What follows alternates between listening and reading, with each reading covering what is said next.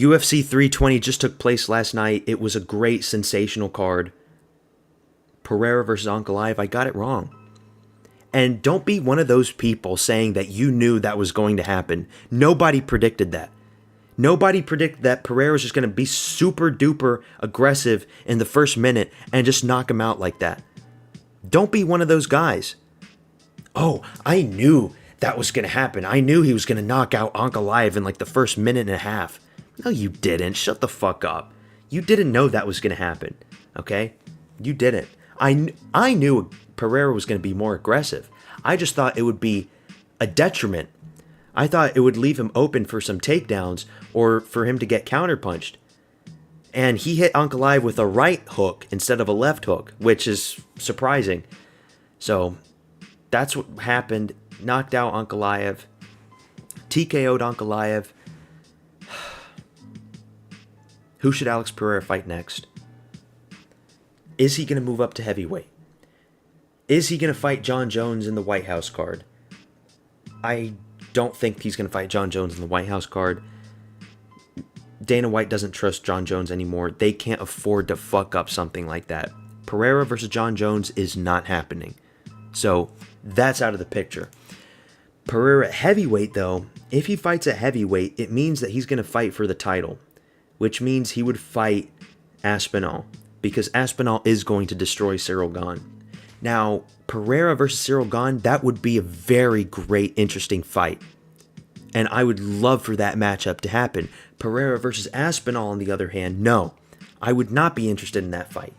Pereira versus Aspinall would only end one way, and that's with Aspinall looking over Pereira's corpse as he is standing on top of him. Okay? Pereira, he's 38 years old. He's probably got 2.5 more years before he completely deteriorates. Just stick to light heavyweight for now, and fight Carlos Ulberg. Carlos Ulberg, that's the fight to make. That is a very winnable fight for Pereira. That is an ideal matchup for Pereira. He's beaten everybody else that has gotten close to the light heavyweight title contention, except for Carlos Ulberg. Carlos Ulberg on a 9-fight win streak just starched out Dominic Reyes, because it's not going to be Yuri 3. It's not. They're not going to do that fight. Yuri would have to beat Ankalaev, and that is the fight to make for Ankalaev. Ankalaev versus Yuri Prochazka. That is the only fight that makes sense. And even if Yuri beats Ankalaev, I still don't know if he's going to get a next title shot, because Pereira's probably going to move up to heavyweight at that point. He would have to get an interim title shot, most likely. Or they might do Ankalaev versus... No, they're not. Never mind. What am I talking about? I'm looking too deep into this. Alex Pereira versus Carlos Ulberg. That is the fight to make. I predict Pereira knocking Ulberg out very fast. Ulberg is a very one-dimensional fighter. We move on to Merab. Who should Merab fight? The only guy that's next that can make the fight in like December or January is Petr Yan. Because Batista and Umar are fighting. So it's got to be Petr Yan. And Petr Yan does deserve another shot. He's worked his way back up. He's on a 3-fight win streak. He fought Marcus McGee when he didn't really have to. But the fact that he did just shows that his head is in the game. Merab versus Petr Yan. It makes sense. It's kind of like Francis Ngannou getting a second title shot against Stipe Miocic after losing the first fight, because he beat up like 3 or 4 guys after he lost, and he worked his way back up. It's the same situation. Petr Yan, very exciting fighter, one of my favorite fighters currently fighting. Do that fight. As for Corey Sandhagen, ideally I would like to see Corey Sandhagen fight Sean O'Malley, but they're probably going to do Sean O'Malley versus Song Yadong, so I don't know how that situation is going to play out. Striker versus striker, that would be a great matchup. Yuri Prochazka, I already talked about Yuri Prochazka. Fight Ankalaev. What about Joe Pyfer? Who should Jizzy Joey Boy Pyfer fight next? Joe Pyfer is such an angry man. He needs to fight another angry man who is ranked. Joe Pyfer at this point deserves a ranked fighter. Remember, they rushed him up against Jack Hermanson, who was ranked at the time.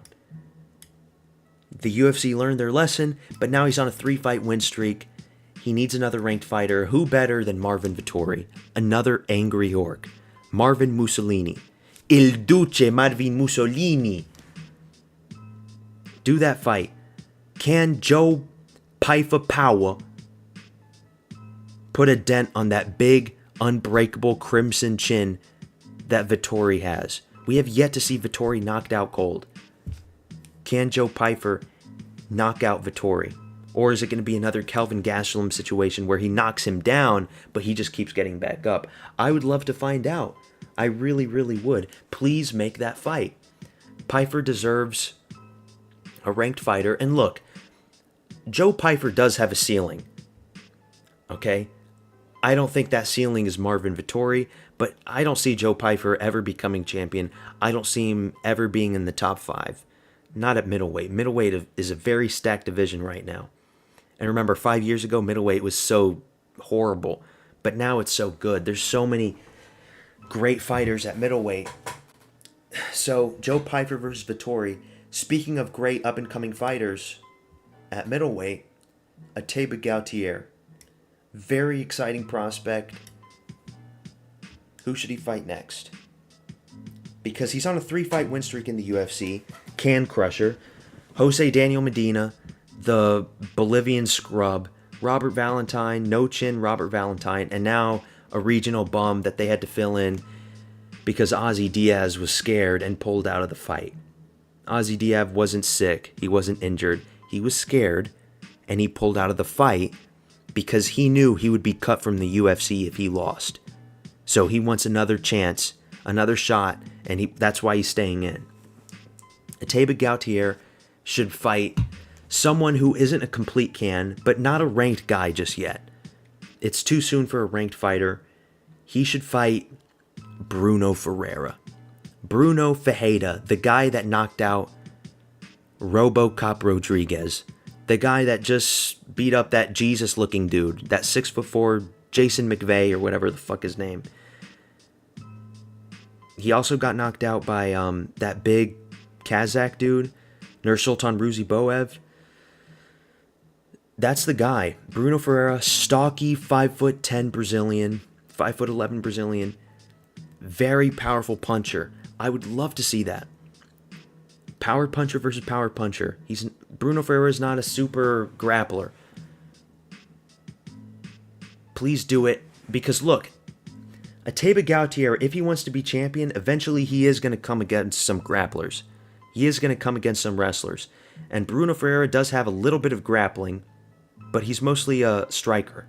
And Ateba probably has like 4% body fat. He is so shredded, so powerful. That fast twitch muscle, those West African genetics, Cameroonian genetics, the middleweight Ngannou.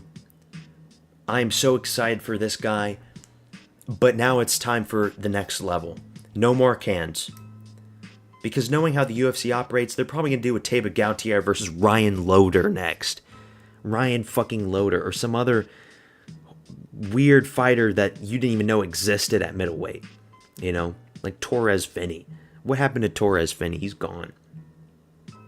Do Bruno Ferreira. People know who Bruno Ferreira is, at least the non-casuals.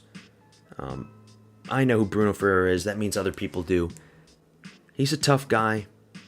I would like to see that fight. A lot of people would. I think it would be fireworks for at least one round. Somebody's getting knocked out. Probably Bruno Ferreira. But I don't know, man.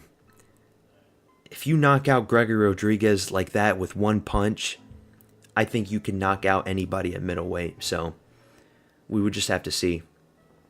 And yeah, that's all I got for this video. Peace out. Subscribe to my channel. I will take all the subscribers that I can get. Thank you for watching. Thank you for tuning to the stream, for those that did. And peace out.